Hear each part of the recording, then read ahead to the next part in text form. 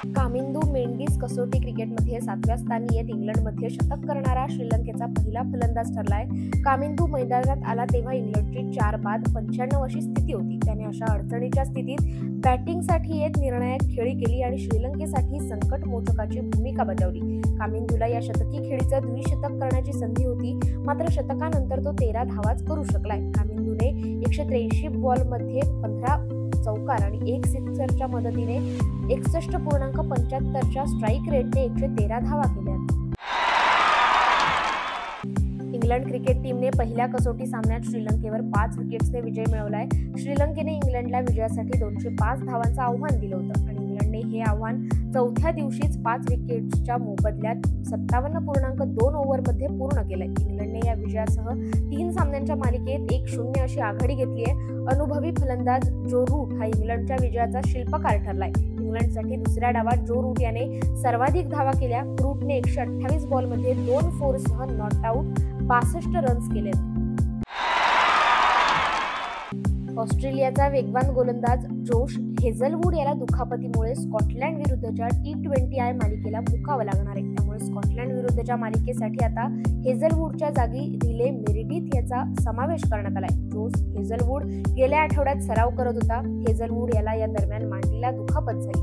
हेझलवूडवर वैद्यकीय पथक लक्ष ठेवून होते, मात्र त्याचं स्कॉटलंड विरुद्धच्या मालिकेत खेळणं शक्य नसल्याचं अखेर स्पष्ट झालंय.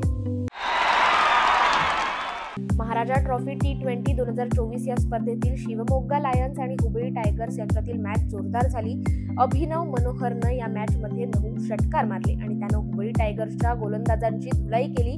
त्यानं 27 बॉलमध्ये 70 धावांची खेळी केल्यानं संघाचं 6 विकेट्सने हुबळी टायगर्सला पराभूत केलंय. पाकिस्तान आणि बांगलादेश यांच्यातील पहिला कसोटी सामना रावळपिंडी क्रिकेट स्टेडियमवर खेळला जातोय.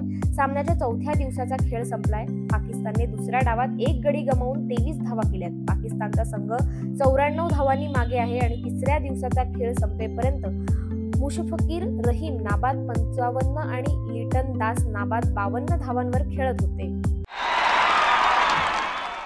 पाकिस्तानचा यष्टिरक्षक फलंदाज मोहम्मद रिजवानची गणना जगातील सर्वोत्तम खेळाडूंमध्ये केली जाते. आतापर्यंत रिजवानने पाकिस्तानसाठी अनेक सामने जिंकलेत आणि संघासाठी चांगली कामगिरी केली आहे. मात्र रिजवानची वाईट सवय म्हणजे तो खूप अपील करतो. त्याच्या या कृतीमुळे विरोधी संघालाच नव्हे तर पंचांनाही खूप त्रास होतो. या प्रकरणी भारतीय पंच अनिल चौधरी यांनी मोठी प्रतिक्रिया दिली आहे. रिजवानने कितीही आवाहन केले तरी आपण त्याकडे लक्ष देत नसल्याचं त्यांनी म्हटलंय.